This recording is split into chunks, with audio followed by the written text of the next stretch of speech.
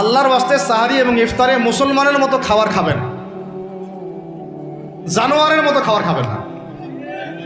সাহারি এবং ইফতার এই দুটোতে কি খাবেন?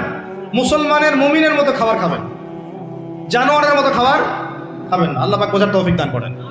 মানে আমরা কিন্তু সাহারিতে কি করি জানেন? 60 পেট খাই। কয় পেট?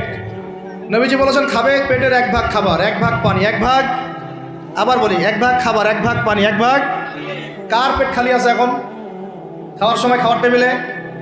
আমাদের ওস্তাদরা বলেন যে মুসলিম উম্মাহ, আমাদের ওস্তাদরা বলেন যে মুসলিম উম্মাহ খাবার টেবিলে হেরে গেছে সে কখনো জিহাদের মাঠে জিততে পারবে না। বুঝতে পারেন নাই? বুঝতে পারলাম না মনে হয়। যারা খাওয়ারের টেবিলেই হেরে গেছে, এখানেই তো আপনি সুন্নাহ মাফিক খাইতে পারতেছেন না, প্রবৃত্তির কাছে হেরে গেলেন, গপ গপ গপ গপ করে খাচ্ছি 7 পেট ভর্তি করে। এখানে তো খাবারের সামনেই হেরে গেলাম, প্রবৃত্তির সামনে। সে আবার কাফেরদের সাথে জিতবে কেমনে? জিতবে আগে নিজের প্রবৃত্তির উপর জিহাদে তো জিততে হবে। আমার মন চাচ্ছে যে না করি, করবো না, এটার নাম জিহাদ, এটাও জিহাদ। মন চাচ্ছে সুদ খাই একটু, খাবো না, এটার নাম কি?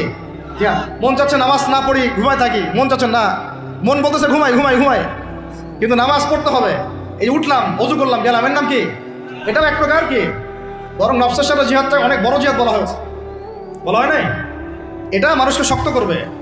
একটা মেয়ে সেটা প্রেম করতে মন চায়, করবো না, ওকে দেখবো না, যাবো না কাছে, এটা শক্ত থাকার নাম কি? এটা মনের নফসের সাথে কি বুঝেন? তো আল্লাহ পাক আমাদেরকে নফস শক্ত করার তৌফিক দান করেন। তো ভাই খাবার ইফতারেও এভাবে 7 পেট খাবেন না, সারিতেও খাবো না, ওয়াদা করি তো ইনশাল্লাহ। শোনেন, পরিমিত খাবেন, পুষ্টিকর খাবার খাবেন, পরিমিত খাবেন কিন্তু পুষ্টিকর খাবার খাবেন, তাহলে যথেষ্ট হবে ইনশাল্লাহ।